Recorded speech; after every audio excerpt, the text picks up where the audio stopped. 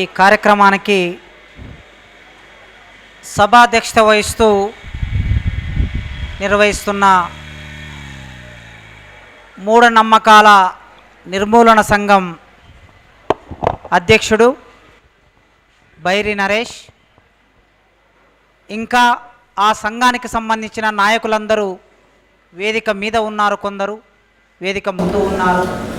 మీకు నాతో పాటు సహవక్తలుగా ఈ కార్యక్రమంలో ఉపన్యాసించడానికి వచ్చిన లేదా ఇప్పటికే ఉపన్యాసించిన మిత్రులందరూ వేదిక మీద ఉన్నారు.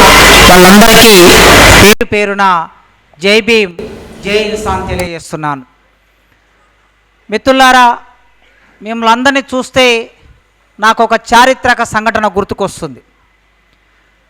ఆ చారిత్రక సంఘటన ఏమిటంటే 1905లో రష్యాలో అక్టోబర్ విప్లవం జరిగింది. 1905 అంటే ఇప్పటికీ 120 సంవత్సరాల కిందట. అక్టోబర్ విప్లవం జరిగిన తర్వాత మీలాగే 18 ఏండ్ల నుంచి 30 ఏండ్ల వయసున్న యువజనులందరూ కలిసి ఒక సమావేశాన్ని ఏర్పాటు చేశారు. అది యువజన సమావేశం. అయితే ఆ సమావేశానికి, ఆ విప్లవానికి దేశవ్యాప్తంగా రష్యా దేశానికి నాయకత్వం వహిస్తున్న కామ్రేడ్ లెనిన్ రావాలని ఆ సంఘం కోరుకున్నది. ఆ సంఘం నాయకులు వెళ్ళి లెనిన్ను కలిశారు. లెనిన్ ఆ సమావేశానికి రావడానికి అంగీకరించాడు. అయితే విప్లవం రావడానికి ఇంకా కొద్ది సమయం ఉన్నది. 1917 విప్లవం సక్సెస్ అయిన కాలం. దానికన్నా ముందు జరిగిన సమావేశం ఇది. చాలా నిండుగా సభ ఉన్నది మీలాగే. ఎంత నిండుగంటే లెనిన్ సభలోకి వస్తూ ఉంటే ఆ లెనిన్ను వేదిక మీదకి తీసుకురావడం కష్టమైంది. ఇట్లా తోసుకుంటూ ఆయనను వేదిక మీదకి తీసుకొచ్చారట. తీసుకొచ్చిన తర్వాత వేదిక మీద నిండుగా నాయకులు కూర్చున్నారు. వేదిక ముందు కార్యకర్తలు, నాయకులు కూర్చున్నారు. అందరూ తమ మనసుల్లో ఏమనుకుంటున్నారంటే, ఇక ఇప్పుడు లెనిన్ ఏం మాట్లాడతాడంటే, యువజనులారా, రష్యా దేశంలో ఉన్న యువజనులారా, మీరందరూ వెంటనే ఈ సమావేశం అయిపోగానే మీరందరూ తుపాకులు పట్టుకొని పోరాటంలోకి వెళ్ళాలి, గ్రామాల్లోకి వెళ్ళాలి, దళాల్లోకి వెళ్ళాలి అని లెనిన్ మాట్లాడతాడని అక్కడ ఉన్న యువజనులందరూ వాళ్ళ మనసుల్లో అనుకుంటున్నారు. కానీ వేదిక మీదకి వచ్చిన లెనిన్ మైకు తీసుకొని మెల్లగా మొదలుపెట్టాడు. వాళ్ళందరూ ఆయన వేదిక మీదకి రాగానే చప్పట్లు కొడుతూ ఉన్నారు. ఆయన మాట్లాడదామంటే చప్పట్లు ఆపేస్తే కదా మాట్లాడడం, కొడుతూనే ఉన్నారు. ఎందుకంటే అంత పెద్ద దేశానికి నాయకుడు ఆయన. ప్రపంచమంతా లెనిన్ వైపు చూస్తూ ఉంది కనుక ఒక మైమర్చిపోయారు అక్కడున్న యువతరం అంతా. వాళ్ళు చప్పట్లు కొడుతూ ఉంటే ఈ మైకు తీసుకున్న లెనిన్ ఒక్కసారి ఇలా టైం చూశాడు. టైం చూడగానే అందరు చప్పట్లు కొట్టడం ఆపేసి కూర్చున్నారు. అంటే మనకు సమయం చాలా విలువైంది అని చెప్పి తన ఉపన్యాసాన్ని మొదలుపెట్టాడు. ఏమని మొదలుపెట్టాడంటే, ప్రియమైన నా యువజనులారా, రష్యా దేశంలో ఉన్న ప్రియమైన నా యువజనులారా, మనం విప్లవాన్ని సాధించడానికి అతి దగ్గరలో ఉన్నాం, చేరుకుంటున్నాం, విజయాన్ని ముద్దాడబోతున్నాం. అయితే విజయం జరిగిన తర్వాత, విజయం వచ్చిన తర్వాత, విజయాన్ని అందుకున్న తర్వాత ఈ దేశాన్ని గొప్పగా నిర్మాణం చేసుకునే బాధ్యత మీ అందరి చేతుల్లో ఉన్నది. కనుక మీరందరూ రేపటి నుంచి పుస్తకాలు చేతబట్టి అధ్యయనాన్ని మొదలుపెట్టండి అని మొదలుపెట్టాడు ఉపన్యాసాన్ని. ఆయన అనుకున్నదేంది, వీళ్ళు అనుకున్నదేంది, ఆయన చెప్పిందేంది? అధ్యయనాన్ని మొదలుపెట్టండి అన్నాడట. అంటే అధ్యయనం, లెనిన్ అధ్యయనం గురించి రాసినది అవకాశం ఉంటే మీరు అంబేద్కర్ గురించి చదివి ఉంటారు, పూలే గురించి చదివి ఉంటారు, చాలామంది పెరియర్ గురించి చదివి ఉంటారు. లెనిన్ సంపుటాల్లో అధ్యయనం గురించి ఉంది.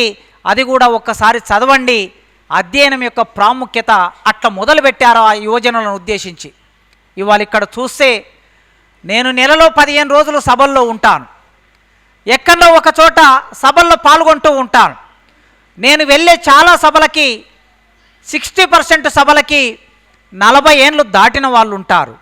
కానీ సభ ప్రత్యేకత ఏమిటంటే 80% మంది 40 ఏండ్లు లోబడిన వాళ్ళు ఉన్నారు. ఇది గొప్పతనం. ఈ దేశానికి మీరే కావాలి. చెరబండరాజు గురించి గుర్తు చేశాడు సార్. ఆయన కన్నడం, ఆ కన్నడం రాష్ట్రానికి సంబంధించిన ఆయన చెరబండరాజును గుర్తు చేశాడు.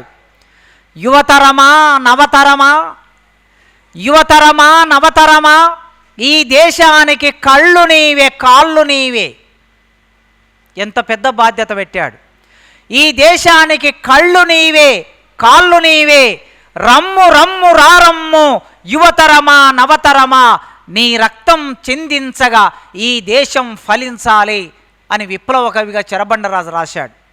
ఈ దేశానికి కావలసింది యువతరం. ఇవాళ యువతరాన్ని మత్తులో ముంచే ఒక ప్రయత్నాన్ని పాలక వర్గాలు మొదలుపెట్టారు కనుక ఈ సందర్భంగా ఇక్కడ నరేష్ వాళ్ళ నాయకత్వం, సుజాత, మీరందరూ ఒక మంచి కార్యక్రమాన్ని మొదలుపెట్టారు, ఒక మంచి సంఘాన్ని మొదలుపెట్టారు. ఆ సంఘం మొదటి మహాసభలు ఇక్కడ జరుగుతూ ఉన్నాయి. నేను ఇంతకుముందే ఈ వేదిక మీద కూర్చొని మూఢనమ్మకాలు అనే పదానికి తెలుగు నిఘంటువులు ఏమర్థం చెప్తాయోనని నేను ఆంధ్ర నిఘంటు శోధన అని ఒకటి ఉంటుంది. ఈ ఆంధ్ర నిఘంటు శోధనలో అన్ని పదాలకు అర్థాలు ఉంటాయి, అన్ని నిఘంటువులు అందులో ఉంటాయి. ఏ పదం కొట్టినా మనకు అర్థం తెలుస్తుంది. మూఢనమ్మకం అని కొట్టాను, కింద ఏమొచ్చిందంటే మీరు శోధిస్తున్న పదానికి అర్థం దొరకటం లేదు అని వచ్చింది. నేను వెంటనే సీతామహాలక్ష్మి మేడంకి, తమ్ముడు స్కైలాబ్ బాబుకి చెప్తూ ఉన్నా మన తెలుగు నిఘంటువులు. నాకు డౌట్ వచ్చింది, ఏమైనా పొరపడుతున్నానా నేను అని డౌట్ వచ్చి నా ఇద్దరు పిహెచ్డి స్కాలర్స్కి నేను మెసేజ్ చేశాను, ఈ పదానికి అర్థం దొరకలేదు, ఒక్కసారి మీరు సెర్చ్ చేసి నాకు పంపించండి అని పెడితే ఇప్పుడు నాకు మెసేజ్ వచ్చింది ముందే. సరే సెల్ ఫోన్ అది స్విచ్ ఆఫ్ అయిపోయింది, ముందు చూశాను. ఏమొచ్చిందంటే, సార్ మూఢనమ్మకం అనే పదానికి అర్థం దొరకట్లేదు, కానీ అది ఒక వైరీ సమాసం ఉన్నది, ఆ సమాసాన్ని తీసేసి మూఢత్వం అని కొడితే వస్తుంది సార్ అని నా స్టూడెంట్ నాకు పంపించాడు. అంటే నమ్మకం మూఢత్వం రెండు వేరువేరిటిని కలిపి వైరీ సమాసం చేసి మనకు ప్రయోగం చేస్తున్నారు. ఈ మూఢనమ్మకాలకి వ్యతిరేకంగా ఒక సంఘం ఏర్పడింది, ఇవాళ ప్రథమ మహాసభలు జరుపుకుంటుంది. మూఢత్వం అనే పదానికి అర్థాన్ని చూస్తే తెలివి లేకపోవటం, వివేకం లేకపోవటం, అవివేకం అనే పదాలు చూయిస్తున్నది. మళ్ళీ వెంటనే దాని కింద తమిళంలో ఏ అర్థం ఉన్నది, కన్నడంలో ఏ అర్థం ఉన్నది, మరాఠీలో ఏమర్థం ఉన్నది, మలయాళంలో ఏ అర్థం ఉన్నది కూడా చూయిస్తూ ఉంది. అన్ని భాషల్లో ఒకటే అర్థం ఉన్నది, తెలివి లేకపోవటం, అవివేకం అనే అర్థం ఉన్నది. ఈ అవివేకం అంటే భారతదేశంలో మూఢనమ్మకాలకి వ్యతిరేకంగా కొన్ని సంవత్సరాల పాటు పోరాటం జరుగుతూ ఉన్నది. ఇవాళనే కాదు, ఇవాళ నరేష్ మీరందరూ కలిసి సంఘం పెట్టారు, కానీ దీనికి వ్యతిరేకంగా కనీసం ఒక 300 సంవత్సరాల నుంచి పోరాటాలు నడుస్తూ ఉన్నాయి. ఆధునిక సమాజాలను తీసుకుంటే 300 సంవత్సరాలు. ఈ 300 సంవత్సరాల నుంచి పోరాటం నడుస్తూ ఉన్నదంటే 300 సంవత్సరాల నుంచి ఇవి కొనసాగుతున్నాయనే అర్థం. ఇవి కొనసాగుతున్నాయి కనుకనే మీరు ఒక సంఘం పెట్టుకున్నారు, లేకపోతే సంఘం ఎందుకు పెట్టుకుంటారు?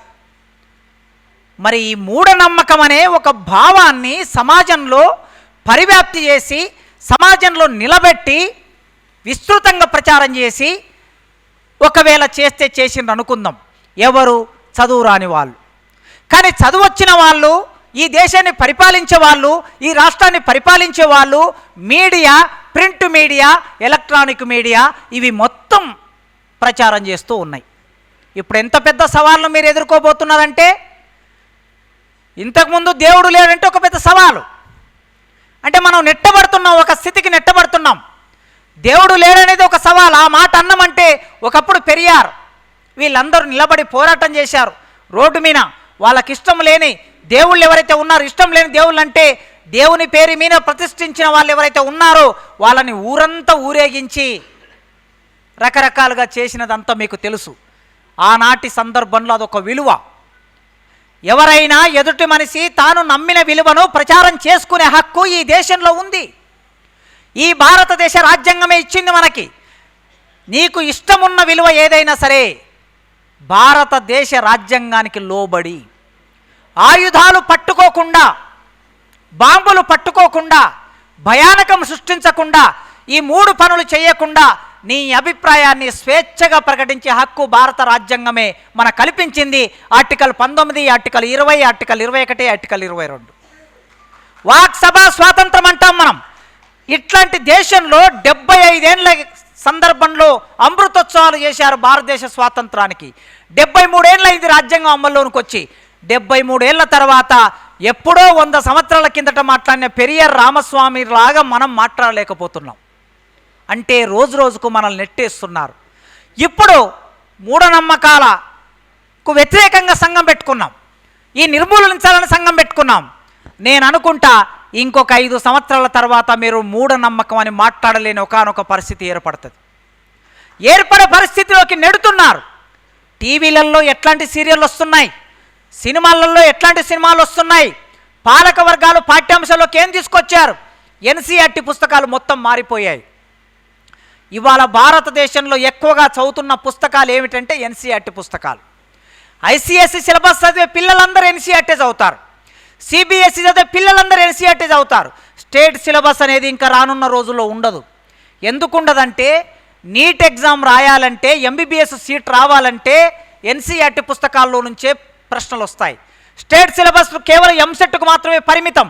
అందుకోసం పిల్లలు మెల్లగా ఎటువైపు వెళ్తున్నారంటే కొద్దిపాటి డబ్బులున్న పిల్లలు, వెసులుబాటు ఉన్న పిల్లలందరూ ఎన్సీఆర్టీ సిలబస్, ఐసీఎస్ఈ సిలబస్ లేకపోతే సిబిఎస్ఈ సిలబస్లోకి వెళ్తున్నారు.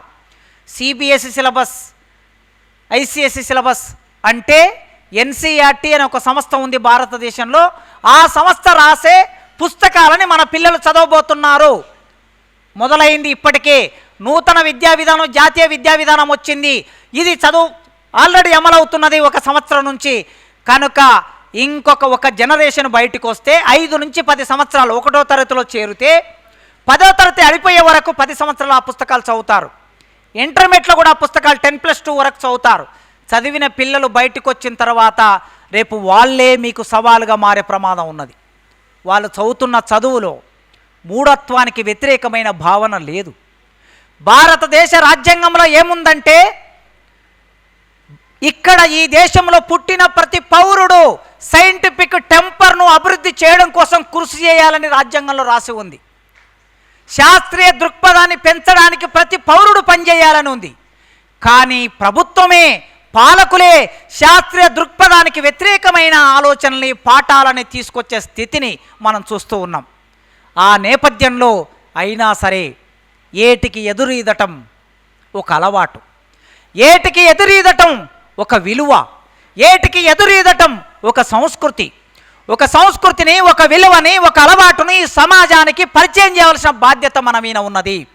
తప్పనిసరిగా ఎన్ని సవాళ్ళున్నా ఎప్పుడో ఒకసారి ఖచ్చితంగా ఒకరో ఇద్దరో 10 మంది తమ గొంతును వినిపిస్తూనే ఉంటారు, తమ అసమ్మతిని వినిపిస్తూనే ఉంటారు. ఒక గలీలియో, ఒక సోక్రటీస్, ఒక కోపర్నికస్ ఇట్లా చెప్పుకుంటూ పోతే ఆ రోజు వాళ్ళు ఒక్కరొక్కరే తమ అసమ్మతిని ప్రకటించుకుంటూ వచ్చారు. ఇవాళ ఇక్కడ 1000 మంది తమ అసమ్మతిని ప్రకటించడానికి వచ్చారు. బయట వెలుపల ఇంకా చాలామంది ఉంటారు. ఆ రోజు ఒక్కరు ప్రకటిస్తే ఇవాళ ఇంతమంది మాట్లాడుతున్నాం. అందుకే రేపు రాబోయే సవాళ్ళని ఈరోజే మాట్లాడుకొని ఆ సవాళ్ళని ఎదుర్కోవడానికి మనం అందరం సిద్ధం కావాలి. సిద్ధం కావడానికి ఒక సంఘం ఉండాలి. ఆ సంఘం నిర్మాణం చేసుకున్నారు, మొదటి మహాసభ జరుపుకుంటున్నారు. చరిత్రలో మూఢనమ్మకాల నిర్మూలన సంఘం ఇది మొదటి సమావేశంలో నేను మాట్లాడుతున్నందుకు, ఒక చారిత్రక సందర్భంలో, ఒక చరిత్రలో నేను భాగమవుతున్నందుకు సంతోషంగా ఉంది నాకు. ఈ చరిత్ర రాసి పెడితే ఇంకొక 100 సంవత్సరాల తర్వాత వచ్చిన వాళ్ళు ఈ చరిత్రను చదివినప్పుడు నా పేరు అక్కడ ఉంటుంది అనే ఒక అవకాశాన్ని సంఘం ఈ మహాసభలో నాకు ఇచ్చింది. మిత్రులారా, నరేష్ ఈ సభకు రావాలని 2 నెలల కిందట నన్ను అడిగాడు. 2 నెలల కిందట. ఇవాళ మా విప్లవ రచయితల సంఘం విమర్శ విన వర్క్షాప్ నడుస్తుంది జనగామలో. వరంగల్ జిల్లా జనగామలో విమర్శ విన వర్క్షాప్ నడుస్తుంది. నేను ఆ సభ్యుడిని, పైగా నేను విమర్శ రాస్తూ ఉంటా. నేను ఆ వర్క్షాప్లో పాఠం చెప్పాలి, నేను అక్కడికి వెళ్ళాలి. కానీ 2 నెలల కిందట మాట ఇచ్చాను. 2 నెలల కిందట మాట ఇచ్చాను, మీరు యువకులు, యువకులు 1000 మంది ఇక్కడికి వస్తారని నాకు తెలుసు. విమర్శ వర్క్షాప్లో ఇప్పుడు కాకపోయినా ఇంకెప్పుడైనా మాట్లాడితే అక్కడ మా వాళ్ళు 20-30 మంది ఉంటారు. కానీ ఇక్కడ 1000 మందితో మాట్లాడవలసిన అవసరం ఉందని చెప్పి ఇక్కడికి వచ్చాను నేను. నరేష్ని అడిగాను, నరేష్ ఏం మాట్లాడాలి, ఏదో టాపిక్ ఉండాలి కదా, మరి ఏది పడితే అది మాట్లాడితే ఎక్కడికి ఒడవదు, ఎంతసేపు అయినా మాట్లాడుకుంటూ వెళ్ళొచ్చు అంటే ఓ 2-3 విషయాలు చెప్పాడు. చెప్పిన తర్వాత సరే నేను ఒక్కసారి ఆలోచించి నీకు మెసేజ్ పెడతా అని చెప్పి ఒక 3 టాపిక్లు మెసేజ్ పెట్టాడు. ఆ 3 మెసేజ్ పెట్టిన తర్వాత ఆయన సింపుల్గా 3వది అని 3వ సంఖ్య వేసి వదిలేశాడు మెసేజ్లో. 3వది జస్ట్ 3 అన్నాడు. రైట్. ఆ 3 ఏమిటంటే నేను మాట్లాడవలసిన అంశం సంస్కృతి విలువలు. నేను మాట్లాడవలసింది ఇప్పుడు మీతో సంభాషించే విషయం సంస్కృతి విలువలు. భారతదేశంలో ఈ మాట మనం ఎప్పుడు వింటూ ఉంటాం, ప్రపంచంలో ఎప్పుడు వింటూ ఉంటాం, కల్చర్ వాల్యూస్. ఇప్పుడు భారతదేశంలో ఈ మాట బాగా పరివ్యాప్తి అవుతూ ఉన్నది. గత 10 సంవత్సరాల నుంచి మనం ఎక్కువగా వింటూ ఉన్నాం భారతీయ సంస్కృతి. ఈ భారతీయ సంస్కృతి అనే మాట రోజు పొద్దున్నే మీరు టీవీ ఆన్ చేయగానే మన వినబడిపోతారు. రకరకాల పేర్లు ఉన్నాయి, వాళ్ళ పెద్ద మనసులో పేర్లు నేను ఇప్పుడు చెప్పాను అనుకోండి, ఇది యూట్యూబ్లోకి వెళ్తుంది, మళ్ళీ వాళ్ళు దాన్ని అనవసరమైన వివాదం చేసి మన అసలు ఉద్దేశం పక్కకి వెళ్ళిపోతుంది. వాళ్ళ పేర్లు నేను చెప్పదలుచుకోలేదు, మీ అందరికీ తెలుసు. ఒక్కొక్కరు నువ్వు బయటికి కాలు ఎప్పుడు పెట్టాలి, నువ్వు ఏ రంగు దుస్తులు వేసుకోవాలా, నువ్వు ఏ సమయానికి వెళ్ళి రిజిస్టర్లో సంతకం పెట్టాలా, నువ్వు ఏ సమయానికి వెహికల్ ఎక్కాలి, బండి స్టార్ట్ చేయాలి, ఇవన్నీ చెప్పేవాళ్ళు బయలుదేరతారు. బయలుదేరి మనకి ఉపదేశాలు ఇస్తూ ఉంటారు. అమ్మాయిలారా మీరు జాగ్రత్తగా వెళ్ళండి, మీ ఎదమైన కొంగును కప్పుకొని వెళ్ళండి అని మనకు సలహాలు ఇచ్చేవాళ్ళు ఉంటారు. ఇదంతా దేంట్లో భాగంగా చెప్తున్నారు, వాడు వచ్చి దాడి చేసి అమ్మాయిని అఘాయిత్యం చేసి చంపేస్తే దాని గురించి మాట్లాడట్లేదు, అమ్మాయిలకి జాగ్రత్తలు చెప్తూ ఉన్నారు. అమ్మాయిలకి జాగ్రత్తలు చెప్పడం అనేది భారతీయ సంస్కృతిలో భాగమైపోయింది చెప్తున్నారు. అందుకే ఈ సంస్కృతి అంటే ఏమిటి, ఎవరి సంస్కృతి, భారతీయ సంస్కృతి అంటే ఎవరి సంస్కృతి? ఈ భారతదేశంలో దద్దోజనం తినటం ఒక ఆహారం. నిజానికి ఈ పదం నేను టీచర్ అయ్యే వరకు, నేను యూనివర్సిటీలో అసిస్టెంట్ ప్రొఫెసర్ అయ్యే వరకు నాకు తెలియదు దద్దోజనం అని ఒక పదం ఉంటుందని, తెలియదు నాకు. సరే నేను వచ్చిన తర్వాత ఒక పాఠం చెప్పాలని నాకు పుస్తకం చేతికిచ్చారు, శ్రీపాద సుబ్రహ్మణ్య శాస్త్రి అనుభవాలు జ్ఞాపకాలు పుస్తకం. పుస్తకం పేరు అనుభవాలు జ్ఞాపకాలు, రచయిత శ్రీపాద సుబ్రహ్మణ్య శాస్త్రి. ఆయన మీద నాకు చాలా గౌరవం ఉన్నది, రచయితగా మంచి రచయిత. ఆ గౌరవాన్ని ప్రకటిస్తూనే ఆ పుస్తకం ఒక 200 పేజీల పైన ఉంటుంది.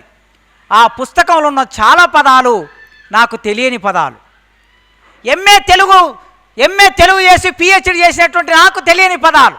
అంటే ఈ పదాలన్నీ వాళ్ళు చేసుకునే పూజలు, వాళ్ళు చేసుకునే యజ్ఞాలు, వాళ్ళు తినే ఆహార పదార్థాలు నా ఇంట్లో లేవు, నా మాదిగ ఇంట్లో లేవు.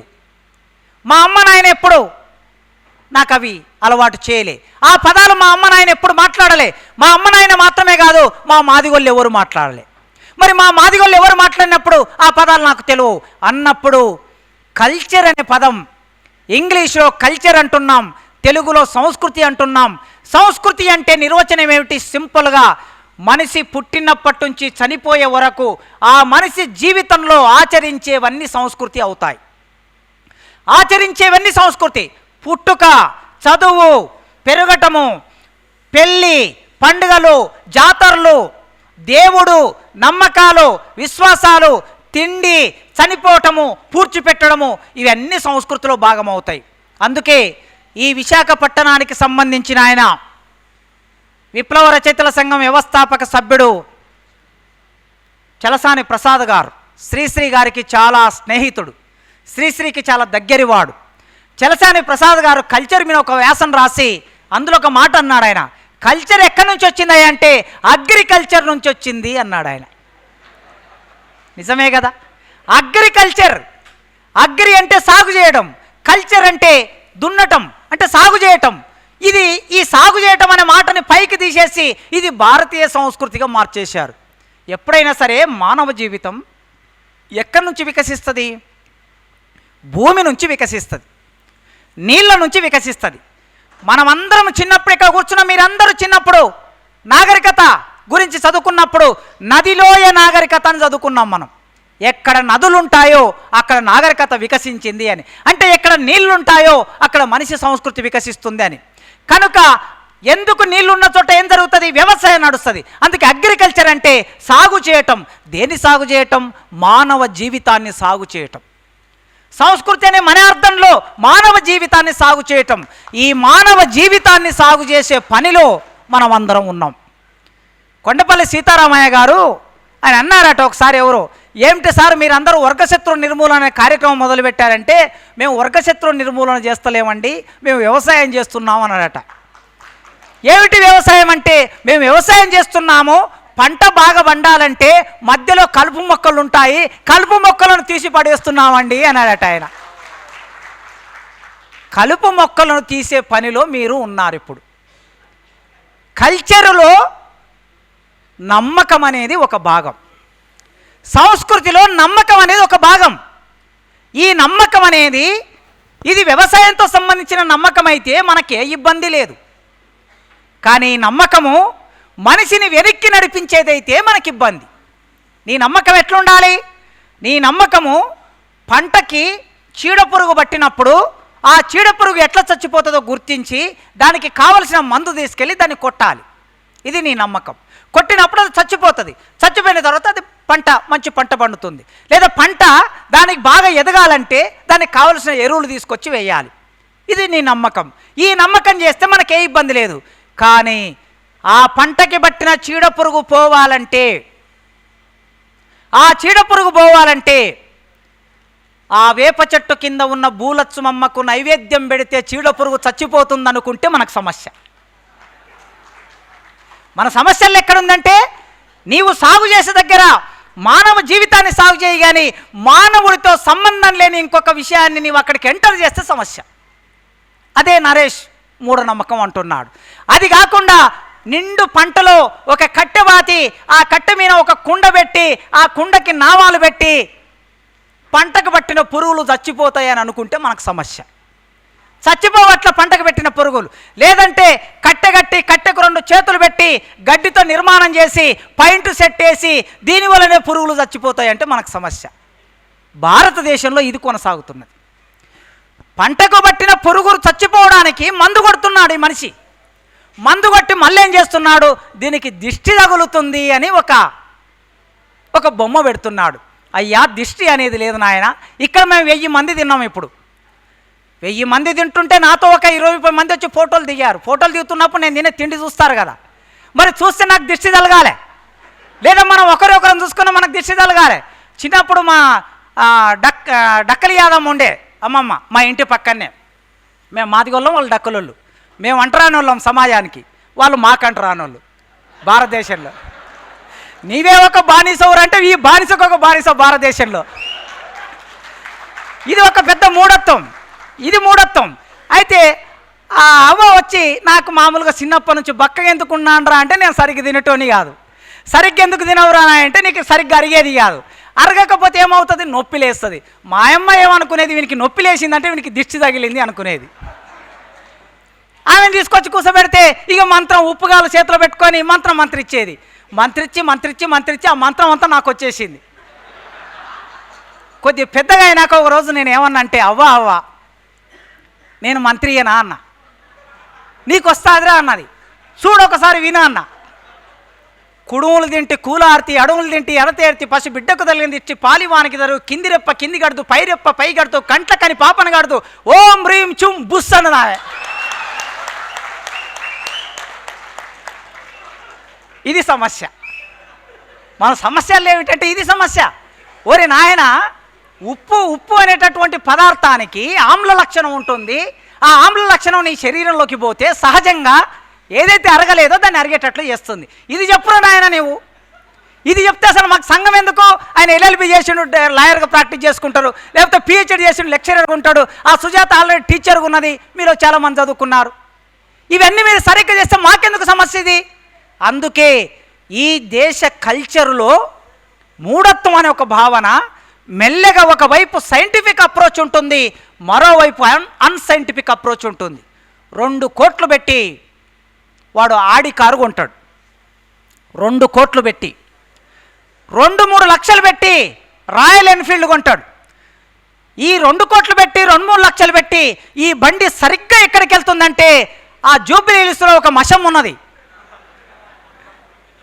పెద్దమ్మ తల్లి ఉన్నది కదా, ఆ పెద్దమ్మ తల్లికి తీసుకెళ్తాడు. తీసుకెళ్ళినాక అక్కడ అయ్యవారు వచ్చి 4 నిమ్మకాయలు పెట్టి దాని మీద ఎక్కించి గవ్వలు కట్టి లేకపోతే జీడి గింజలు కచ్చి రకరకాల సృష్టిస్తారు. నీవు కొన్న కారు ఏమిటి, నీవు కొన్న బండి ఏమిటి, నీ ఆలోచన ఏమిటి, నీవు చదువుకున్న చదువు ఏమిటి అంటే వైరీ భావాలు ఒకే మనిషిలో కొనసాగటం అనేది భారతదేశ సంస్కృతిలో భాగంగా ఉన్నది. అందుకే విలువలు, ఒక నమ్మకం అనేది, ఈ నమ్మకం మనిషిని ఎప్పుడైనా ముందుకు నడిపాలి. ఏమిటి, ఇవాళ వర్షం వస్తుంది, కృత్తిక కార్తెలో వర్షం వస్తుంది అని రైతుకు ఒక నమ్మకం. ఆ నమ్మకం ఉండబట్టే మనం ఈ కాస్త 4 ముద్దలు తింటున్నాం. రైతులందరూ వాతావరణ సూచిక వాళ్ళు చెప్పిన ప్రకారమే పంట వేయాలంటే సాధ్యం కాదు. వర్షాలు ఎప్పుడు వస్తాయో తెలియదు. ఇప్పుడైతే ఇంకా వర్షాల పరిస్థితి మారిపోయింది. అందుకే ఎన్నిసార్లు నష్టం వచ్చినా, ఎన్ని లక్షల అప్పైనా రైతు భూమిని నమ్ముకొనే ఉన్నాడు. అదొక నమ్మకం. అందుకే అగ్రికల్చర్ నుంచి వచ్చినటువంటి ఆ నమ్మకం ఆ మనిషిని ముందుకు నడిపిస్తుంది. ఎట్లా ముందుకు నడిపిస్తున్నది? నీలాంటి, తనలాంటి ఒక 10 మందికి, 100 మందికి, 1000 మందికి, 1,00,000 మందికి అన్నం పెట్టడానికి ఆ భూమిని సదును చేస్తూ ఉన్నాడు. అందుకే నమ్మకం ఎప్పుడైనా ముందుకు నడిపియాలి తప్ప వెనక్కి నడిపియొద్దు. ఈ సంస్కృతికి సంబంధించి నాకు తోచిన కొన్ని ఆలోచనలు మీకు చెప్పాను.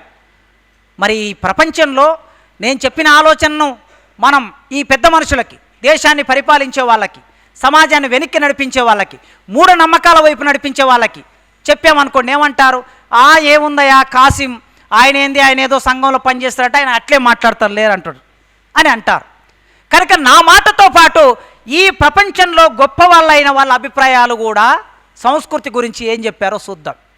టేలర్ అనే ఒక గొప్ప పరిశోధకుడు ఉన్నాడు, హిస్టోరియన్ ఉన్నాడు.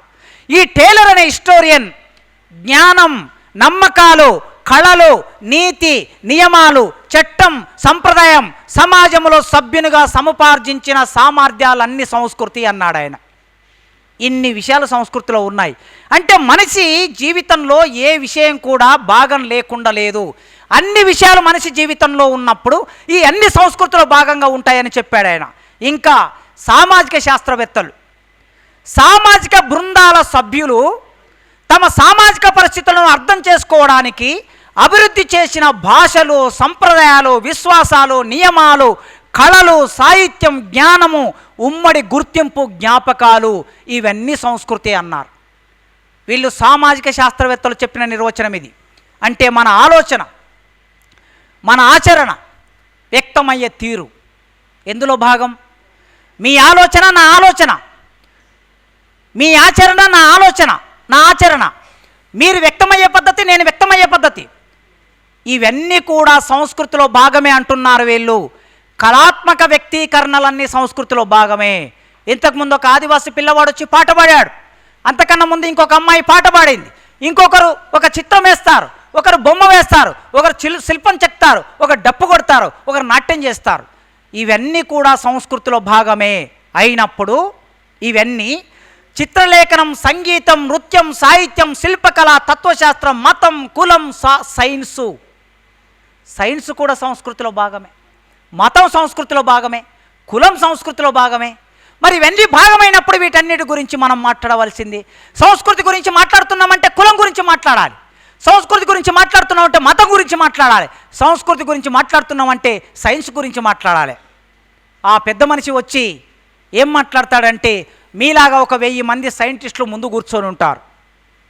1000 మంది సైంటిస్టులు, భారతదేశంలో పేరెన్నిక కలిగిన సైంటిస్టులు ముందు కూర్చొని ఉంటే ఈ దేశ నాయకుడు వచ్చి ఇక్కడ నిలబడి ఆ సైంటిస్టులతో ఏమంటాడంటే, శాస్త్రవేత్తల్లారా, మీకు తెలుసా భారతదేశంలో 1000 సంవత్సరాల కిందటే ప్లాస్టిక్ సర్జరీ ఉన్నది, వేదకాలంలోనే ప్లాస్టిక్ సర్జరీ ఉంది అని అంటాడు ఆ పెద్ద మనిషి.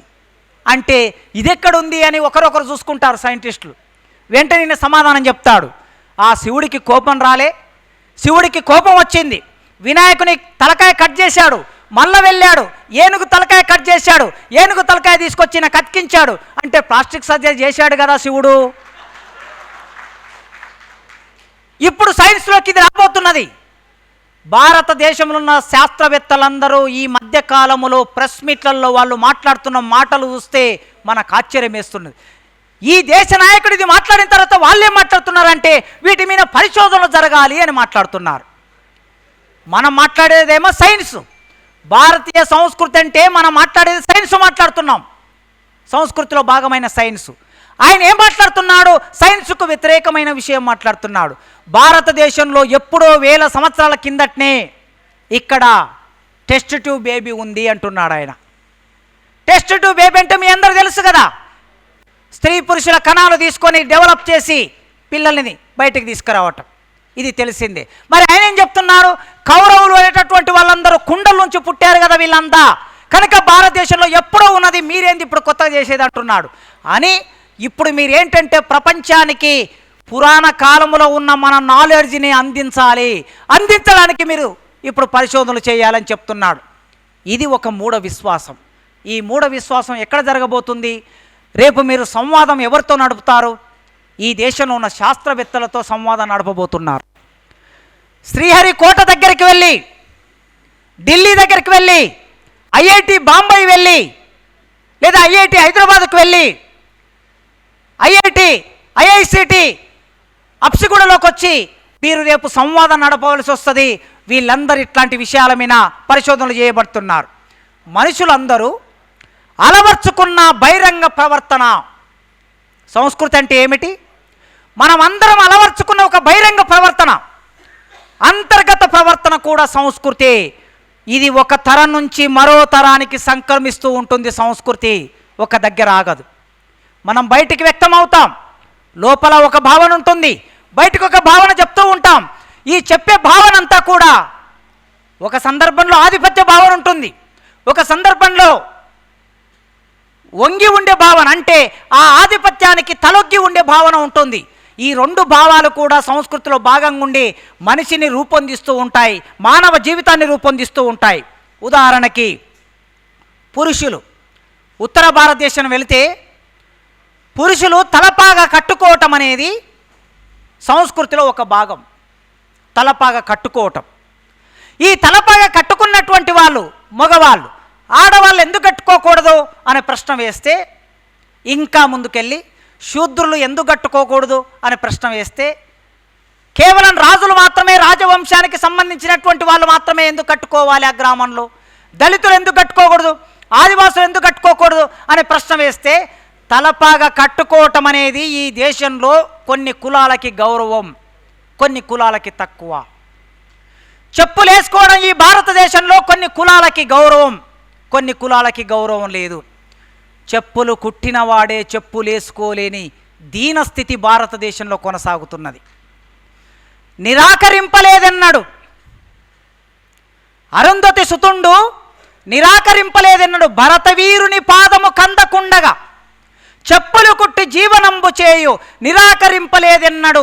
అప్పు వడ్డది సుమి భరతావని వాని సేవకునని గుర్రం జాషువా రాశాడు. ఈ దేశంలో మాదిగలు ఎన్నడైనా చెప్పు కుట్టను అని అన్నారా? అనలే. కానీ మాదిగలు చెప్పులు వేసుకొని ఊరిలోకి పోతే మీరు భరించగలరా? భరించలే. మా నాయనమ్మ, మా తాత, చెప్పులు కుట్టిన మా తాత, చెప్పులు మోసిన మా నాయనమ్మ దొర ఇలా నడుచుకుంటూ వస్తున్నాడంటే కాళ్ళ చెప్పులు చేతులోకి పెట్టుకొని ఇట్లా సంకల పెట్టుకొని వంగి నడుచుకుంటూ వెళ్ళిన దృశ్యాన్ని నేను చూశాను. స్వాతంత్ర భారతదేశంలో నేను చూశాను. అంటే 40 ఏళ్ల కిందట నేను చూశాను. ఎందుకు 40 ఏళ్ల కిందట వంగిపోయే స్థితి ఉంది, ఒక ఆయన రొమ్ము ఇరుసుకొని నడిచే పరిస్థితి ఉందంటే భారతదేశ సంస్కృతిలో ఒకరికి ఎక్కువ ఒకరికి తక్కువ అనే భావాన్ని నరనరాన నూరిపోశారు, జీర్ణింపజేశారు. అందుకే ఒక తరం నుంచి మరో తరానికి అది సంక్రమిస్తూనే ఉంటుంది, అది ప్రవర్తనలో భాగమవుతూ ఉంటుంది.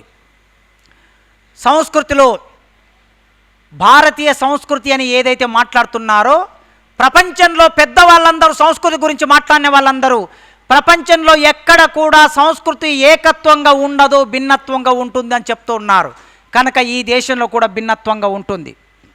సంస్కృతి పెద్దవాళ్ళ సంస్కృతి, శిక్షితుల సంస్కృతి, మంద సంస్కృతి, అంటే ప్రజలందరూ కలిసి ఏమీ తెలియనటువంటి ప్రజల్ని మంద సంస్కృతిగా మార్చేసే ఒక పద్ధతి భారతదేశంలో కొనసాగుతున్నది.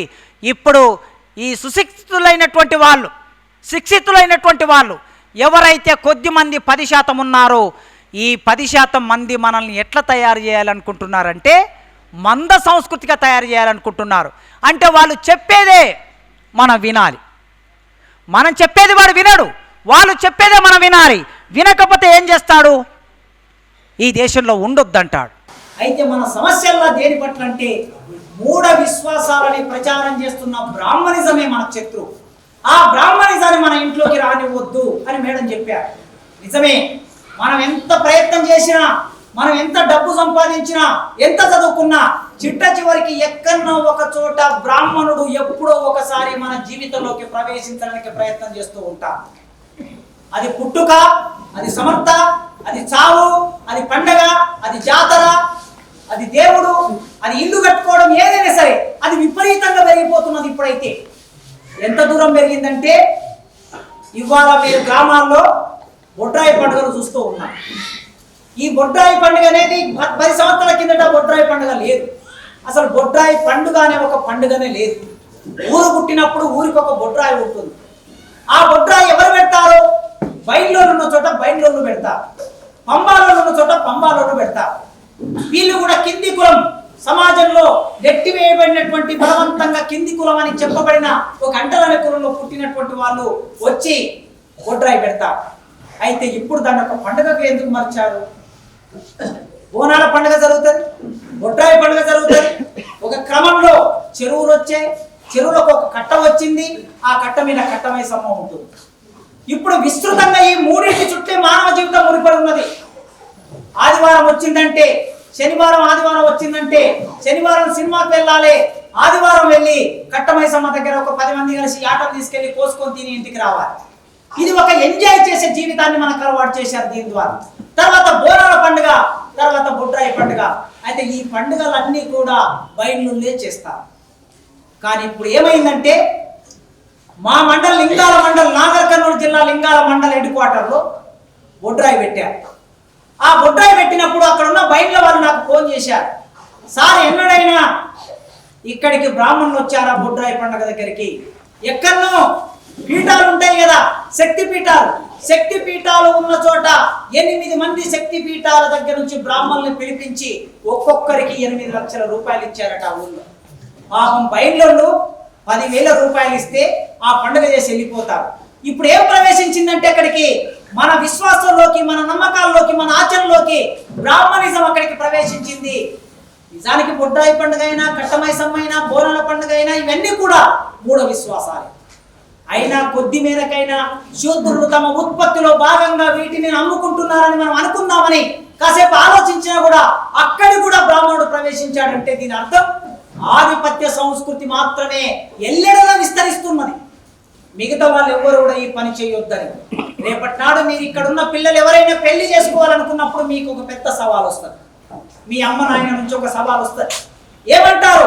బిడ్డ తాళి కట్టి పెళ్లి చేసుకోవాలరా అంటారు. మరి తాళి కట్టాలంటే మంత్రాలు చదవాలి, మంత్రాలు చదవాలంటే బ్రాహ్మణుడు రావాలి. ఇది ఒక పెద్ద సవాలు మీరు రేపు ఎదుర్కోబోతారు. మనం ఎంత ఆలోచించినా, మనం ఎంత ఎదిగినా కూడా మన జీవితంలోకి ఆ విశ్వాసాలు, నమ్మకాలు చొచ్చుకొని వస్తున్నాయి. వాటిని మనం వదిలిపెట్టలేని పరిస్థితి. కాళ్ళకి మన అమ్మాయిలు, మన తల్లులు ఎందుకు పెట్టుకుంటారంటే పసుపు. వాళ్ళు రోజు నీళ్ళల్లో 3-4 గంటలు నీళ్ళలో ఉంటారు కనుక కాళ్ళు పాడైతే గనక, క్రిములు చేరిపోయి పాడు చేస్తాయి గనక పసుపు పెట్టుకుంటే ఆ క్రిము రాకుండా, క్రిములు వచ్చి పాడు చేయకుండా ఉంటాయంటే మనం నమ్ముదాం. కానీ పసుపు రంగే శుభ సూచకం అని అంటే ఎట్లా? దేనికి సంకేతం? ఎట్లా నమ్మేది? అంటే మన విశ్వాసంలోకి ప్రవేశించింది సంస్కృతి. ఎట్లా ప్రవేశించిందంటే మనల్ని చైతన్యం నుంచి అచేతనంలోకి నెట్టేటటువంటి పద్ధతిలో. కాషాయ రంగు దేనికి సంకేతం? కాషాయ రంగు వైరాగ్యానికి. సన్యాసులు, ఎవరైనా సన్యాసులు అయ్యారంటే వివేకానందుడు బట్టలు ఎలా వేసుకుంటాడు, తిరుపతి గట్టు మీద బట్టలు ఎలా వేసుకుంటారు, లేకపోతే హరిద్వార్ వెళ్తే బట్టలు ఎలా వేసుకుంటారు అంటే వాళ్ళని చూడగానే ఒక సంకేతం ఇచ్చారు, ఇలాంటి బట్టలు వేసుకుంటే వీళ్ళు సన్యాసులు అని. నలుపు అనేది అశుభం అన్నారు. ఎవరు చెప్పాడు? ఇప్పుడు మీరు అందరూ నల్ల రంగు వేసుకొని వచ్చారు. నా జీవితంలో నేను బ్లాక్ షర్ట్ ఎన్నడూ వేసుకోవాలి. నాకు చాలా ఇష్టం బ్లాక్ షర్ట్. మా అమ్మ నా మెదడులోకి ఎట్లా చొప్పించిందంటే నలుపు వేసుకోవద్దురా, నలుపు వేసుకోవద్దురా, నలుపు వేసుకోవద్దురా. నలుపు అంటే ఎందుకు వేసుకోవద్దామా అంటే, ఒరే నలుపు అంటే మసమ్మరా, అది నేను పడుతుందిరా అని నా జీవితంలో చిన్నప్పుడు నాకు ఎంత ఆశ ఉంది నల్ల సెట్ వేసుకోవాలని. ఇవాళ నరేష్ ఒక సెట్ ఇస్తాడో వేసుకుందాం అని చూస్తే మనిషిలోకి ఎట్లా ఇంజెక్ట్ అవుతుందో చూడండి ఒక భావన. ఎవడు చెప్పాడు అంటే వాడు ఎవడో మన జీవితంలోకి దాన్ని చొప్పించాడు మెల్లగా నలుపు అనేది. మా అమ్మ ఏమైనా చదువుకున్నదా? ఏం కానటువంటి ఏమి తెలియనటువంటి ఒక తల్లి మెదడులోకి వెళ్ళిందంటే ఆ తల్లి తన బిడ్డలకి మెదడులోకి చొప్పిస్తుంది. బాగానే ఉన్నది. మరి అందరూ కాళ్ళకి నలుపు రంగు దారం ఎందుకు కట్టుకుంటున్నారు? ఇప్పుడు ఎవరి కాళ్ళకు చూసినా నేను చాలా ఆశ్చర్యపోయా. అంటే నేను 2020లో కేసీఆర్ అరెస్ట్ చేసి జైల్లో పెడితే నేను జైలుకు పోయాను. అప్పటి వరకు కాళ్ళకు నల్ల దారం కట్టుకుంటారనే విషయం నాకు తెలియదు. నేను జైలుకి వెళ్ళిన తర్వాత జైల్లో ఖైదీలు ఉంటారు కదా, శిక్ష పడిన ఖైదీలకి ఒక డ్రెస్ కోడ్ ఉంటుంది. ఆ డ్రెస్ కోడ్ ఏంటంటే మామూలుగా నిక్కర్ ఉంటుంది, సెట్ ఉంటుంది. ప్రతి ఒక్కటి కాళ్ళకు నల్ల దారం ఉంది ఖైదీలకి. అరే ఏమిటప్పా అని మాకు అన్నం పెట్టేటటువంటి ఖైదీ ఒక రోజు పిలిచి అడిగాను 2-3 రోజుల తర్వాత, ఎందుకు ఇది కట్టుకుంటున్నారంటే, ఏమో సార్ అందరు కట్టుకుంటున్నారు, నేను కట్టుకున్నా సార్. అరే అందరు కట్టుకుంటున్నారు, నువ్వు కట్టుకోవడం దానికి ఒక పర్పస్ ఉండాలి కదా.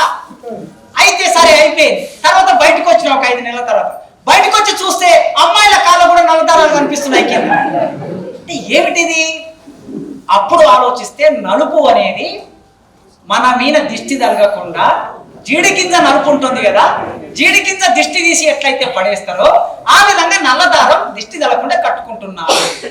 అసలు మానవ జీవితంలో నేను నిన్ననే ఒక కథ చదివాను. బర్రె అని కథ పేరు. బర్రె కథ పేరు. తెలంగాణ ప్రాంతంలో బర్రె అంటారు, ఆంధ్ర ప్రాంతంలో గేదె అంటారు. ఓకే, ఈ బర్రె ఒక రోజు కొట్టంలో బర్రెని తీసుకొచ్చి కట్టేశారు. సాయంత్రం అయింది. ఒక తాత తన మనవల్ని మంచం మీద కూసబెట్టుకొని పడుకోబెట్టుకొని కథ చెప్తున్నాడు. ఏం కథ చెప్తున్నాడంటే, అనగనగా ఒక గంగి గోవు ఉండెను. గంగి గోవు తెల్లగా ఉండెను.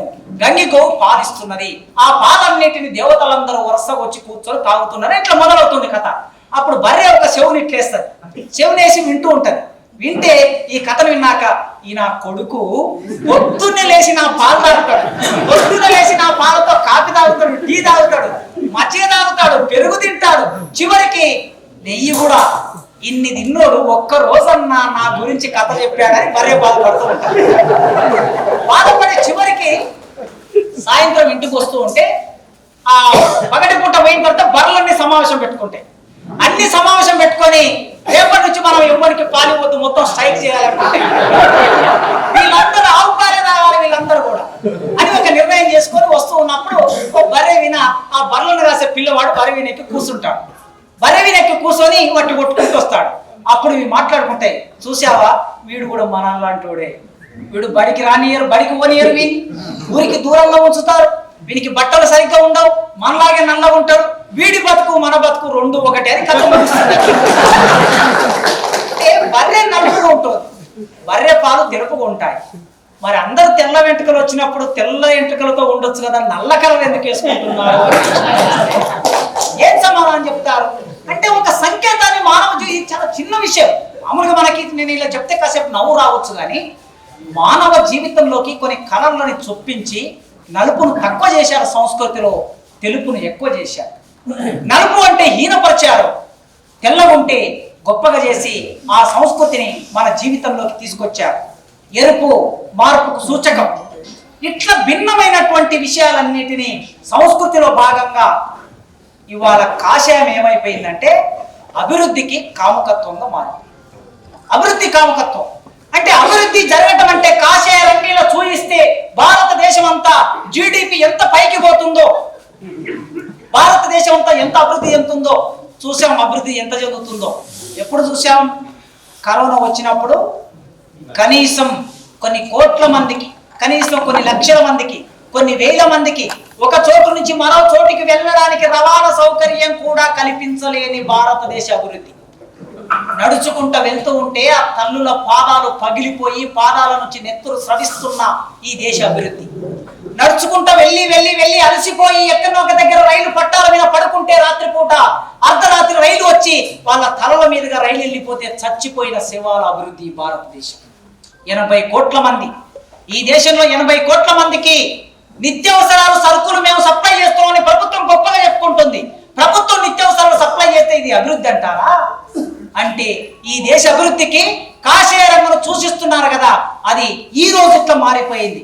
ఈ భిన్న పద్ధతుల్లో కాషాయానికి సంబంధించి, ఎరుపుకు సంబంధించి, నలుపుకు సంబంధించి, పసుపుకు సంబంధించి ఈ సంకేతాలు మన మెదడులోకి సంస్కృతిలో భాగంగా వచ్చాయి.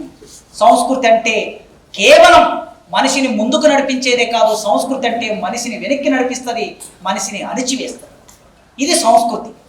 ఈ సంస్కృతి మనిషి జీవితంలోకి నిర్మాణం అయ్యాక ఒక విలువ బయటకు వస్తూ ఉంటుంది. ఈ విలువ ఎట్లా ఉంటుంది? ఏమిటి విలువ అంటే? సంస్కృతిలో భాగంగా విలువ. ఒక బిడ్డ ఏడుస్తూ ఉంటుంది, కెవ్వుమని ఏడుస్తూ ఉంటుంది. దేనికోసం ఏడుస్తుంది? తల్లి పాల కోసం ఏడుస్తుంది. ఆ బిడ్డ తల్లి పాల కోసం ఏడవటం ఒక విలువ. ఏడవకపోతే అది తప్పు అవుతుంది. ఏడవట్లేదంటే బిడ్డ లేదా ప్రాబ్లం ఉన్నట్లు లెక్క. బిడ్డ పుట్టగానే డాక్టర్ ఏం చేస్తాడు? గిల్లుతాడు. ఎందుకు గిల్లుతాడు? ఏడవాలి. ఏడిస్తే ఒక్కసారి శరీరంలో ఉన్నటువంటి అప్పటి వరకు తల్లి కడుపులో భద్రంగా బిడ్డ ఉంటుంది కనుక బయటికి రాగానే శరీరంలో రక్త ప్రసరణ జరగాలి కనుక జీవం ఉందా లేదా అని తెలుసుకోవడానికి గిల్లుతారు. అప్పుడు ఒక్కసారి గట్టిగా ఏడుస్తారు. ఆ ఏడుపు ద్వారా రక్తం అంతా ప్రసరణ గుండెకు వెళ్ళిపోతుంది. ఏడవకుండా ఉన్నారంటే ప్రాబ్లం ఉన్నట్లు లెక్క. విలువ ఏం విలువ? బిడ్డ తల్లి పాల కోసం ఏడవటం ఒక విలువ, అది కల్చర్లో భాగం. తల్లి బిడ్డకి పాలివ్వటం ఒక విలువ, అది కల్చర్లో భాగం. ప్రజలు స్వాతంత్రం కావాలనుకోవడం ఒక విలువ, అది సంస్కృతిలో భాగం. మూఢనమ్మకాలు నిర్మూలించబడాలనుకోవడం ఒక విలువ, అది సంస్కృతిలో భాగం. దళితులు మా కంటలోనితనం పోవాలనుకోవటం ఒక విలువ, అది సంస్కృతిలో భాగం. స్త్రీలు మేము తక్కువ కాదు, మేము కూడా అందరితో సమానం, పురుషులతో సమానం అనుకోవడం ఒక విలువ, అది సంస్కృతిలో భాగం. ఇలా విలువలు సంస్కృతిలో భాగంగా ప్రేమ, కరుణ, సమానత్వం, పోరాటం, త్యాగం, విలువ. నక్సలైట్ ఈ దేశానికి విప్లవం కావాలనుకుంటాడు, అదొక విలువ. కమ్యూనిస్ట్ ఈ దేశంలో సామ్యవాదం రావాలనుకుంటాడు, అదొక విలువ. ఈ విలువలన్నీ ఎక్కడి నుంచి వస్తాయంటే ఇది సంస్కృతిలో భాగంగా వస్తూ ఉంటాయి. భారతదేశంలో మనుషుల జీవితం, అత్యధికుల జీవితం దుర్భరంగా ఉన్నది, ఆకలితో ఉన్నది, అవమానంతో ఉన్నది, భూమి లేకుండా ఉన్నది, అన్నం లేకుండా ఉన్నది, సరైన చదువు లేకుండా ఉన్నది, చదువుకున్నాక ఉద్యోగం రాకుండా ఉన్నది, అసమానత్వం కొనసాగుతున్నది, స్త్రీల మీద అత్యాచారాలు పెరుగుతున్నాయి. ఒక నిమిషానికి ఒక చోట ఎక్కడో ఒక దగ్గర స్త్రీ మీద అత్యాచారం చేసి చంపేస్తున్నారు. ఇట్లాంటి భారతదేశంలో విలువలు నీరసించి ఉన్నాయి గనక ఈ నీరసించి ఉన్న విలువలకి సంకేతం ఏమిటంటే ఈ దేశం ఫ్యూడల్ సమాజం, ఇది భూస్వామ్య సమాజం. ఇది భూస్వామ్య విలువ ఉన్నది కనుక ఇక్కడ ఋషులుంటారు, సన్యాసులుంటారు, మత గురువులుంటారు, బాబాలుంటారు, నన్స్ ఉంటారు. నేను 2024 గురించి మాట్లాడుతున్నా. 2024 సెప్టెంబర్ 15వ తారీఖు నాడు మీ ముందు మాట్లాడుతున్నా. మీ ముందు మాట్లాడుతున్నప్పుడు ఏం మాట్లాడుతున్నా? ఇక్కడ ఏ విలువ కొనసాగుతున్నది? ఋషుల విలువ కొనసాగుతున్నది, సన్యాసుల విలువ కొనసాగుతున్నది, మత గురువుల విలువ కొనసాగుతున్నది, బాబాల విలువ కొనసాగుతున్నది, ననుసు విలువ కొనసాగుతున్నది. ఒక పెద్ద మనిషి నడుచుకుంటూ పోతూ ఉంటే ఆయన పాదధూళి తాకుతే పావనం అయిపోతామని ఒక్కరినొకరు తొక్కుకొని కొన్ని వందల మంది చచ్చిపోయిన సంఘటన 2 నెలల కిందట ఉత్తర ప్రాంతంలో ఉత్తరప్రదేశ్లో మనం చూసాం. మద్రాస్, ఎక్కడ? అత్రాస్. ఓకే, అంటే ఇది ఈ దేశంలో ఇంకా వీళ్ళు కొనసాగుతున్నారంటే మన విలువ ఎక్కడున్నట్లు? నీరసించిన విలువ ఉంది ఈ దేశంలో. ఈ దేశ సంస్కృతిలో విలువ నీరసించి ఉన్నది. అందుకే కోటీశ్వరుడైనా, రాష్ట్రపతి అయినా, ముఖ్యమంత్రి అయినా ఏమీ లేనటువంటి ఒక సన్యాసి దగ్గరికి వెళ్తారు. ఎందుకు వెళ్తారు వీళ్ళు? ఏమొస్తుంది వీళ్ళకి? ఒక మత గురువు చెబితే ఎన్నికల్లో గెలుస్తామని వెళ్తారు. ఒక మత గురువు యొక్క ప్రేమ, అభిమానం పొందితే వీళ్ళందరి చేత ఓట్లే ఇస్తాడు, మేము అధికారంలోకి వస్తాం, మాకు ఎమ్మెల్యేలు వస్తారని అనుకొని రాష్ట్రపతి వెళ్ళి సాష్టాంగ నమస్కారం చేసి, తెలంగాణ ప్రాంతంలో ఒక పెద్ద మనిషి ఉన్నాడు శంషాబాద్ దగ్గర. ఆ పెద్ద మనిషి దగ్గరికి మా రాష్ట్ర పూర్వ ముఖ్యమంత్రి వెళ్ళి సాష్టాంగ నమస్కారం పెడుతూ ఉండేవాడు. నేనేమంటే, అయ్యా, భారతదేశ రాజ్యాంగం ప్రకారం నువ్వు రాష్ట్రానికి ముఖ్యమంత్రి, నీకు మేమందరం ఓట్లేసి ఎన్నుకున్నాం. ఓట్లేసి ఎన్నుకున్న నీవు మాకు ప్రతినిధివి. ముఖ్యమంత్రిగా నీవు ఆయన కాళ్ళు మొక్కుతున్నావంటే మా అందరి విశ్వాసాలు దెబ్బతిన్నట్లే. నీవు ముఖ్యమంత్రి కాకుండా ఉండి నీవేమైనా చేసుకో, అది నీ వ్యక్తిగతం. ఒక సామూహిక భావనను తీసుకెళ్ళి ఆయన పాదాల దగ్గర పెడతారు. శంకర్ దయాళ్ శర్మ అనే ఒక రాష్ట్రపతి ఉండే ఈ దేశానికి, మేము చిన్నగున్న రోజుల్లో. ఆయన ఇక్కడ ఆంధ్రప్రదేశ్ వచ్చిండంటే తిరుపతిలో మొత్తం పోర్లు దండాలు పెడుతూ ఉండేవాడు, చుట్టూ పోర్లు దండాలు. అయ్యా, రాష్ట్రపతి అనే పదవి చాలా అత్యున్నతమైన పదవి. ఆ అత్యున్నతమైన పదవికి కలంకషం తీసుకొచ్చారు వీళ్ళు. ఇది దేశంలో కొనసాగుతున్న పరిస్థితి. ఇన్ని ఉన్న సమాజములో, ఈ లక్షణాలున్న సమాజంలో మనం జీవిస్తున్నామంటే మరి మనం ఏ విలువలు ఉన్నట్లు, ఏ విలువలకు వ్యతిరేకంగా మనం పోరాటం చేస్తున్నట్లు? కులపెత్తనం, పురుషాధిక్యత, పాతివ్రత్యం, బ్రాహ్మణాధిక్యత, మూఢత్వం, ఇవన్నీ మతోన్మాదం ఈ సమాజంలో ప్రచారం అవుతున్నప్పుడు, ఈ విలువలకు వ్యతిరేకంగా ఇవి సంస్కృతిలో భాగమైనప్పుడు వ్యక్తుల ద్వారా, సంప్రదాయాల ద్వారా, ప్రవర్తనల ద్వారా, అలవాట్ల ద్వారా మనకి పరిచయం చేస్తున్నప్పుడు మనం మౌనంగా ఉండే పరిస్థితి ఉండదు. మౌనంగా ఉండలేము గనకనే ఇదో ఇంతమంది ఇక్కడికి వచ్చాం. స్త్రీని కించపరచుతూ పితృస్వామ్యం గొప్పదని చెప్పే విలువ ఇప్పుడు బాగా పెరిగిపోతూ ఉన్నది. దళితుల్ని కించపరుస్తూ అగ్రకుల బ్రాహ్మణిజం గొప్పదని చెప్పే విలువ ఇప్పుడు కొనసాగుతూ ఉన్నది.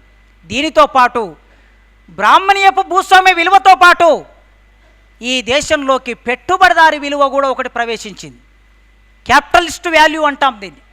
ఈ పెట్టుబడి వినిమయ విలువ, ఈ పెట్టుబడి వినిమయ విలువ ఏం చేస్తుందంటే ఒక వ్యక్తిని వస్తువుల చుట్టూ నిర్మాణం చేస్తుంది. కార్ల్ మార్క్స్ అనే ఒక మహానుభావుడు ఎప్పుడో 200 సంవత్సరాల కిందటో మాట చెప్పాడు. ఏమన్నాడంటే, పెట్టుబడిదారుడు మొదలు వస్తువుని ఉత్పత్తి చేసి తరువాత వినియోగదారుని తయారు చేస్తాడట. ఇది ఆయన చెప్పినప్పుడు ఎంత అర్థమైందో నాకు తెలియదు, కానీ ఇప్పుడు మనకు అర్థమవుతున్నది. మనకు ఆ వస్తువు అవసరమా లేదా అని కాదు, వాడు వస్తువును తయారు చేస్తాడు, తర్వాత మనం వినియోగిస్తాం. ఇప్పుడు సూపర్ మార్కెట్ ఉందనుకోండి, సూపర్ మార్కెట్లోకి వెళ్తాం. ఏం కొనుక్కుందామని వెళ్తాం? ఓ 2 వస్తువులు కొనుక్కుందామని వెళ్తాం. మనం వెళ్ళగానే వాడు మన చేతికి ఒక బుట్ట ఇస్తాడు. బుట్ట ఇచ్చిన తర్వాత మనం ఒక గంట సేపు మొత్తం తిరిగి వస్తాం. గంట సేపు తిరిగి వచ్చాక 2 వస్తువులు కొందామని పోయిన మనము ఒక 20 వస్తువులు బుట్టలో వేసుకొని కౌంటర్ దగ్గరికి వస్తాం. అంటే మన కంటికి ఒక వినిమయ విలువని, వస్తువుని కొనే విలువని వాడు పరిచయం చేస్తూ ఉన్నాడు, అలవాటు చేస్తూ ఉన్నాడు. వస్తువుని తయారు చేసిన తర్వాత వినియోగదారుని. ప్రతి ఇల్లు ఇవాళ ఏ ఇంటికి వెళ్ళినా ప్రతి ఇల్లు ఒక వస్తువుల సముదాయంగా మారిపోయింది. ఇళ్ళల్లో పుస్తకాలు ఎన్ని ఉన్నాయో తెలియదు.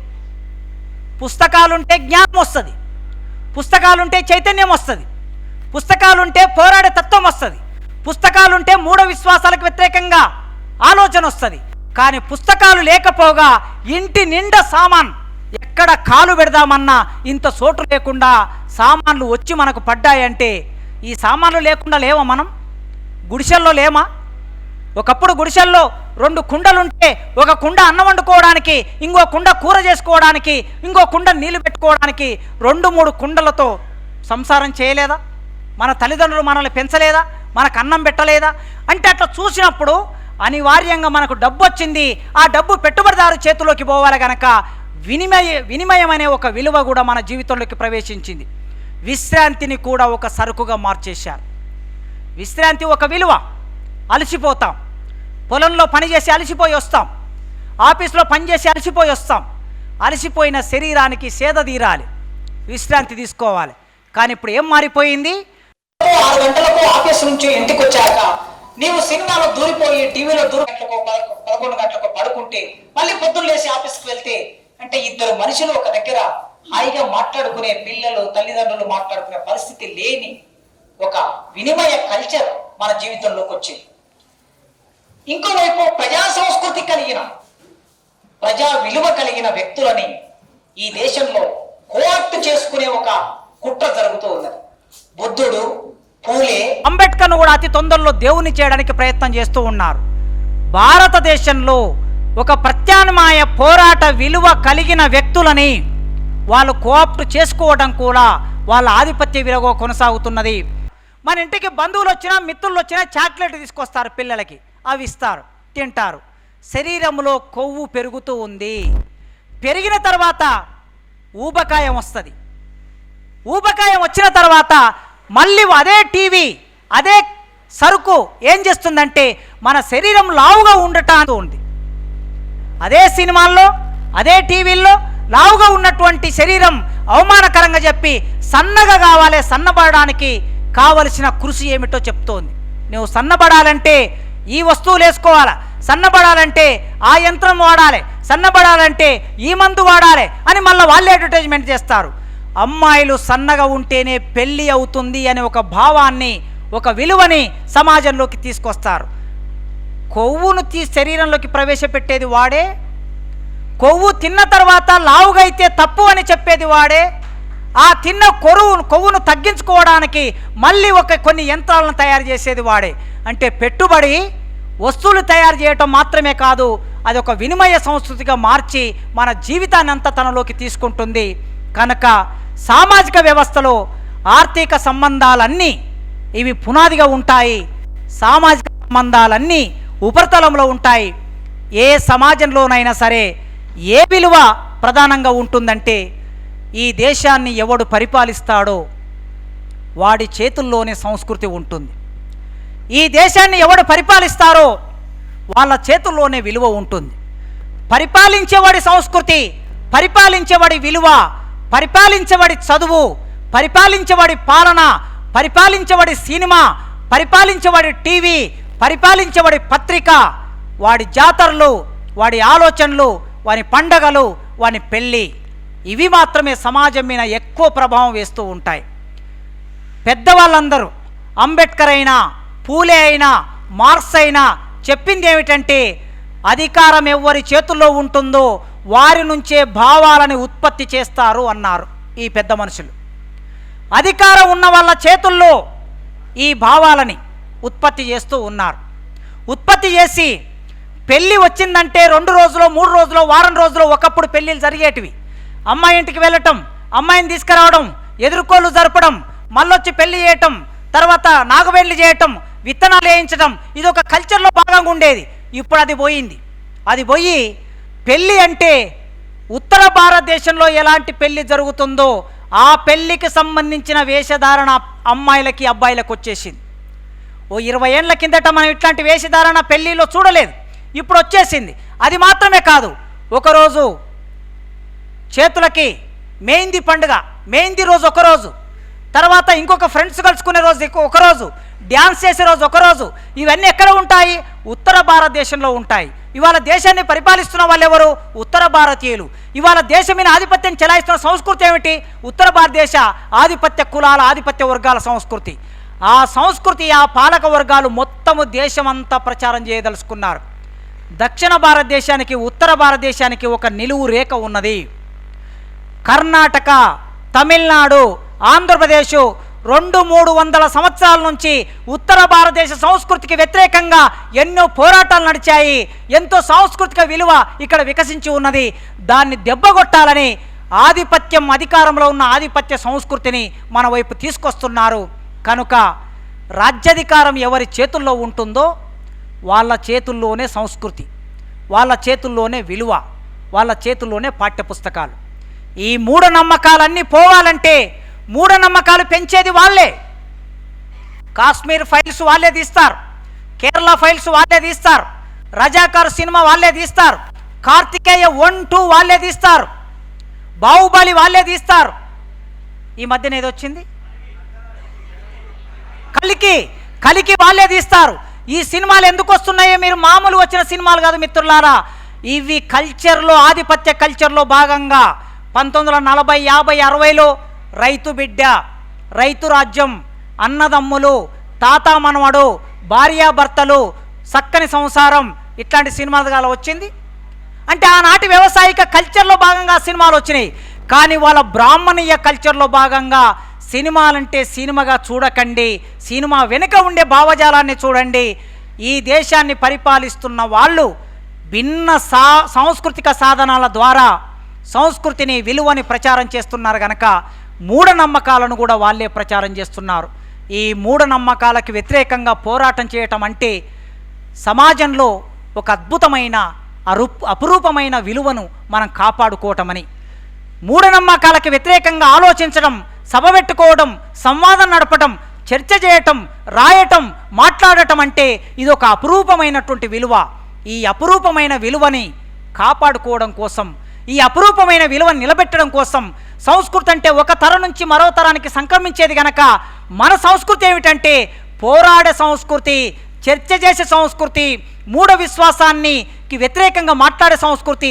ఈ సంస్కృతిని మన నుంచి మన పిల్లలకి, ఆ సమాజానికి ఎప్పటికీ అలా సజీవంగా నిలబెడుతూ ఉండాలి. ఆ సజీవంగా నిలబెట్టే ప్రజా సంస్కృతి కోసం, సజీవంగా నిలబెట్టే చైతన్యవంతమైన విలువ కోసం, సజీవంగా నిలబెట్టే సమాజం అభివృద్ధికరంగా ముందుకు వెళ్ళే సంస్కృతి కోసం మనమందరం ఎన్ని సవాళ్ళు ఎదురైనా గట్టిగా నిలబడదాం, నిలబడి మాట్లాడదాం. మానవ కాసారాన్ని, మానవ రూపాన్ని ఈ దేశంలో నిలబెట్టడానికి ప్రయత్నం చేద్దామని, ఎన్ని అవంతరాలు వచ్చినా ఇంతసేపు నా ఉపన్యాసం ప్రశాంతంగా విన్న మీ అందరికీ, మూఢనమ్మకాల నిర్మూలన సంఘానికి, సంఘ నాయకత్వానికి అందరికీ పేరు పేరున జైభీములు తెలియజేస్తూ ముగిస్తున్నాను మిత్రులారా.